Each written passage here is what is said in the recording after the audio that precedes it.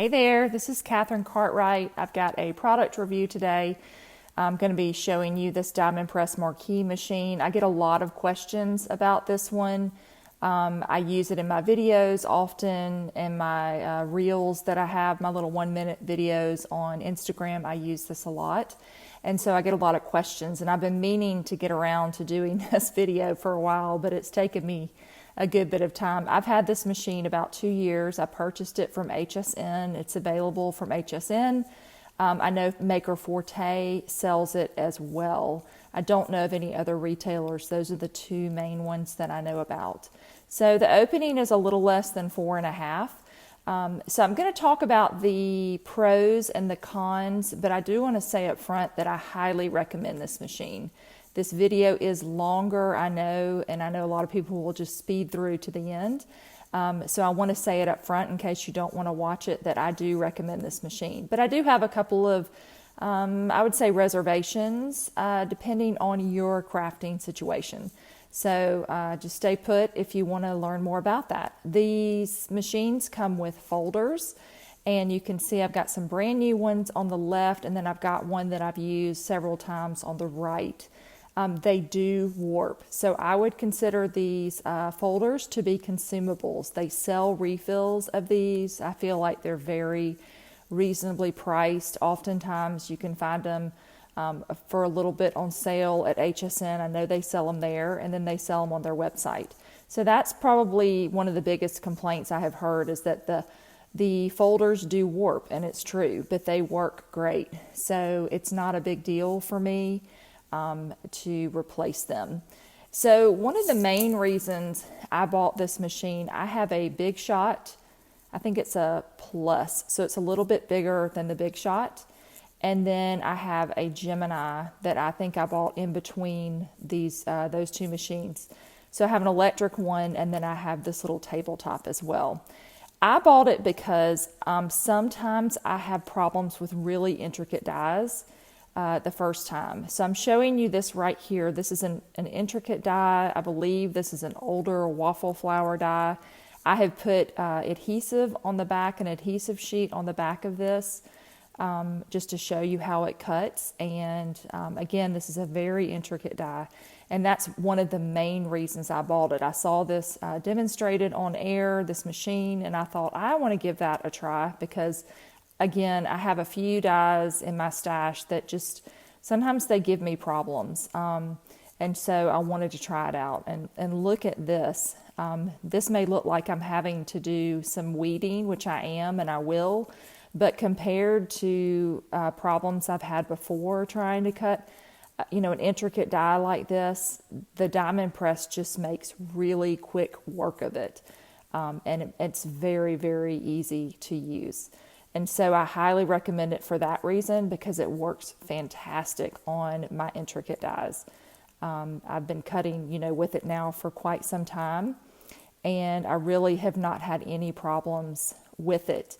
Now, for some of the limitations, the size is obviously the biggest limitation. And when I say the size, I mean the width of the cutting part, the mechanism that you can run through with the folder. So if you have dies that are larger than that, you are not going to be able to use the machine for those particular dies. So that is a limitation. If you are only going to have this machine and you wanted to use bigger dies, just know up front you wouldn't be able to die cut all of them using that. Now, if you have a second machine that's larger, that would be a different story. But you can see I've just peeled this off, and I've got a few little stickies on there that I'll punch out, but it comes out beautifully. I'm also going to cut this again without the adhesive back. I just wanted to show you how the difference between the two, but it makes quick work of both of them.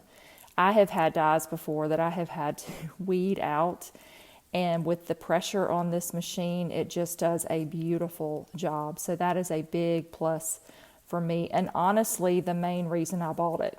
It was a little bit smaller, but I really wanted to give some of these intricate dies a go and see how it did, and it performs beautifully with them. So I'm just going to stick this onto the paper. I'm getting just my last little pieces out of here. I'll use this later to create a card. And then there are several other dies that came in that set. You can see them off to the left. I'm going to cut some of those off screen. I'll show you in a bit. But I am going to do another one with this paper. And so I'll talk about the paper. I tend to use 80 pound to probably, most of my cardstock is 100 pound. So it's a pretty heavyweight cardstock. I don't really use less than that. So I'm putting a nice thick piece of cardstock through there. And additionally, on that piece I just cut, you've got an adhesive sheet, which adds a tiny bit of depth as well. Height to it, I guess, with the thickness, I should say. Thickness is the word I'm looking for. And again, it's still just cut through beautifully. So I'm running this other piece through a similar pound of cardstock, and this one just doesn't have the adhesive on the back. And I want you to see how easily these pieces fall out. So again, I'm going to show you a couple more of those that I'm going to cut. I'm going to do a little embossing, and then I'll wrap it up at the end. But I just felt like, to give a good review, I wanted to show you how this worked for me. And you can see that it just falls out like butter. I mean, they're clean, and there's very little. And some of these pieces that are kind of sticking in there are small, but most of them I can get out with my finger. And whatever's left, I will just use my little pokey tool, and you'll see that they fall right out. I mean, that is just the impressiveness of this machine that I have really, really enjoyed.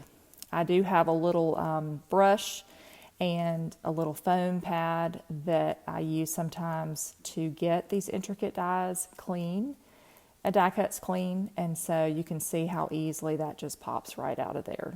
So I'm just super happy with the way that this performs. And I'm going to get these last little pieces out here. And the size is great. I like that it doesn't have a motor. I do have one with a motor that I enjoy very much. That's my Gemini. But this one I can take with me. I recently went out of town, and I took this with me in the car on a trip. And when I got to my destination, I was able to cut several things that I wanted to cut because it's light. I have a little bag that I like to carry my craft things in, and so I just stick it in there. So it's really portable. Here are some of the embossing folders. Again, you will be limited. This is an older folder from Sizzix, and you can see I cannot get that one through. Now these I'm able to get through, so you would be limited based on your embossing folders. It will not take the big 3D folders that are newer. One, they're too wide, but two, they're too thick. And so it's going to be a traditional, what I would call now a traditional embossing folder. You probably have some in your house if you're a crafter in your craft stash, and you can see that it does a very nice job with this first embossing piece of paper, I should say. And again, the paper is a similar weight, so I'm using about 100-pound cardstock. And I'm just showing you again, just reminding you that the limitations of the width of it.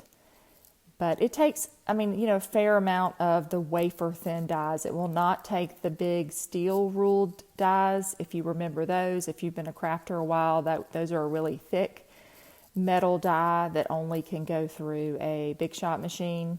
And so that will not fit through there as well. You can see I got beautiful detail on there on that musical note folder. Now here is a Diamond Press. They do make some embossing folders. I have some older ones. This one came in a kit a long time ago. I can't even remember the name of it.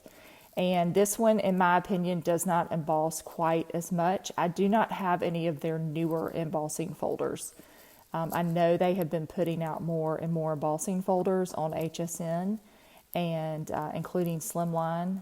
And you can see the image, but it's not quite as deep as I would like. I don't feel like I got quite the impression that I got. And that just strictly could be that this folder is older and that the design is maybe not etched in quite as deep. This is one I also picked up from Diamond Press a while ago. This is under the Park Lane brand that they sold on their website. a while ago, and so we'll see how this one turns out as well. So this is kind of a marquee. I did get a little bit of warping, I guess you would say is the word, on that one. Sometimes I think if my paper is too large, there's a lot of pressure. Sometimes on the embossing folder, it can, those different brands can kind of warp a little bit because there's a lot of pressure. But you can see this one, it did the same thing. So it didn't matter if it was a smaller piece. So there is a lot of pressure, but these other two did beautifully. So I just wanted to show you how they turned out using the machine. So you can emboss, which is a great feature. The embossing is not a deal breaker for me. I did not buy this machine for embossing.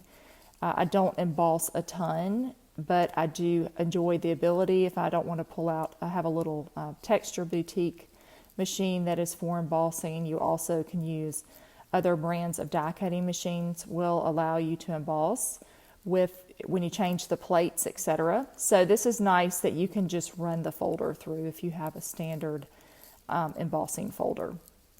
Now here are a couple of the Diamond Press dies. I wanted to show theirs.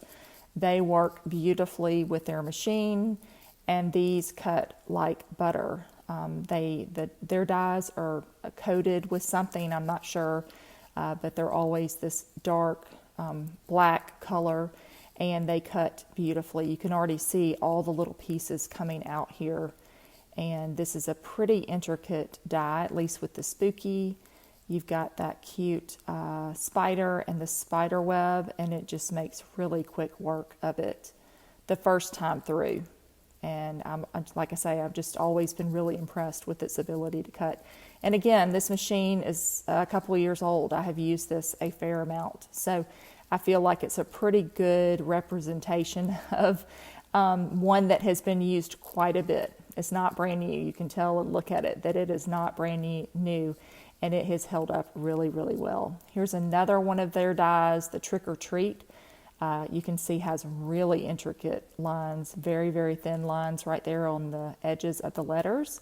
And I'm just using my fingernail to poke those out. I think there's only one little piece that I didn't get that I needed to use my pokey tool.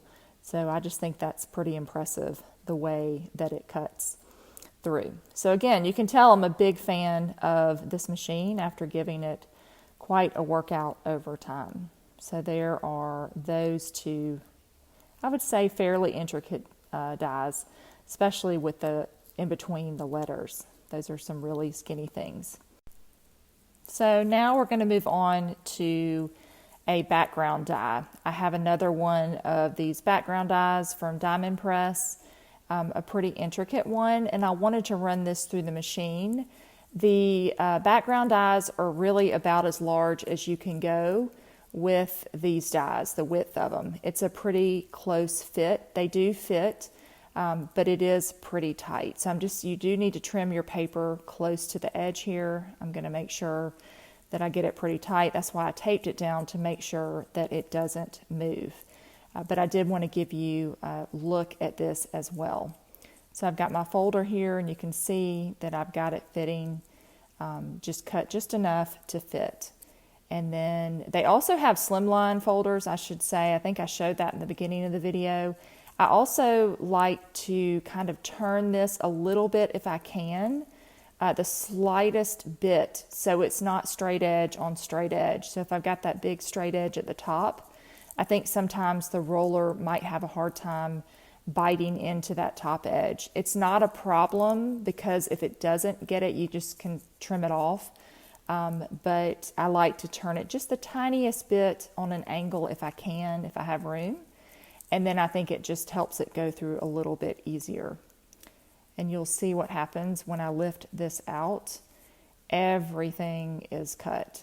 I mean, that is an intricate die. And they just fall out of there so easily. So back to the folders. Yes, they do have a slimline folder as well. So it's the same width as their standard one, what I would call an A2 sized folder. They have a slimline as well. That allows you to put more things in there, more die cuts in there. and run those through. They have some smaller folders as well. I don't really reach for them that much. I have a few of them, but I just don't use them quite as much. And I'm going to use my pokey tool here to get out these last little bits, and you can just see they fly out of there so easily. And so again, just wanted to share with you how easily this die cuts in real time. And so you get a real true representation of how well this cuts. I'm going to get these last little pieces out, and then I will save that for another project. I love that background die. They put out some really beautiful background dies, and they have a lot of detail in them because this machine will cut through. So I pulled out this set of star dies that I had in my stash, and you can see that one is too large. So again, the limit, one of the biggest limitations is just strictly the size. I've heard rumors, I should say, it's total rumors, that they maybe one day would consider a larger machine. I don't know that to be true. I hope so. I would certainly consider a larger one of these to add to my craft stash. But this is a pretty universal size for most of my dies. And again, if this is the only die machine you had, you would be limited in your size. And look at that. I mean, that just cut those out so easily. No poking involved on that, and made quick work of that beautiful star. And then here is another set. I know I'm showing you a lot of dies, and you're like, great, I see that it cuts. But I just wanted to show you some different brands. So it's not just their brand or one particular brand. I'm showing you a variety of brands from my craft stash and showing you how it performs. I just feel like for this to be an authentic review, I wanted to share with you some other dies that I have. And this is another set of dies that is very intricate, and I have had trouble cutting in the past. And this just makes the quickest work of it. I mean, everything you can see, it just fell right out and cut out beautifully. Those scrolled edges, just gorgeous. And you can see it even stuck to the folder. And here's one more. And again, it's another of those delicate, intricate dies. And I'm going to run this through. This is one pass, and it just makes really quick work of it. And I love these dies, so it gets me excited again to use them because I know that they're going to come out the way that I want them to the first time. All right, let me peel this apart. And you can already see that all of these little pieces have come out. And in this one, everyone pretty much has fallen out. I find that super impressive. Okay, so I've got another front to work with in a future card video. And again, just cuts it like butter. And this is similar card stock weight again. All right, so that is it. I hope that you enjoyed this video, sticking with me here, and enjoyed seeing what it can do. I'm just showing you these extra dies that I cut. Here are the ones that I cut on camera that just made quick work of, the Marquise made quick work of these, and then some embossing as well, the results on that. Pretty good results on that, but again, I'm all about the die cutting. And so I would highly recommend this machine. I feel like the price point is great and the portability is great. Again, the only limitation for me personally is the size. If this is the only one that you have, you would be limited in what size die you can use. And I'm going to show you here in a second, I've got some larger dies. I keep saying that, like if you're new to crafting, maybe you don't understand what I'm trying to talk about with the dies being a certain size, but they can be as large as 8 inches wide, 12 inches wide. And so I'm going to show you here, this is a larger die. This is a card base that is a good bit larger. And so you'll see, this is what I keep referring to, that it will not fit into this die machine. So if you have larger dies like this, just know that again, those will not fit. And that's what I keep referring to when I say the opening is a little bit smaller. But I think overall, like I said in the beginning of this video, I highly recommend this die cutting machine, especially if you've got some intricate dies. This thing really does what it says it will do. It works great on these more intricate dies and any wafer thin die that you have in your craft stash. So thanks so much for watching. I hope you enjoyed this. Hey, give me a thumbs up if you like this. Leave me a comment. Let me know if you've got one of these machines. I'd love to hear. Have a great day.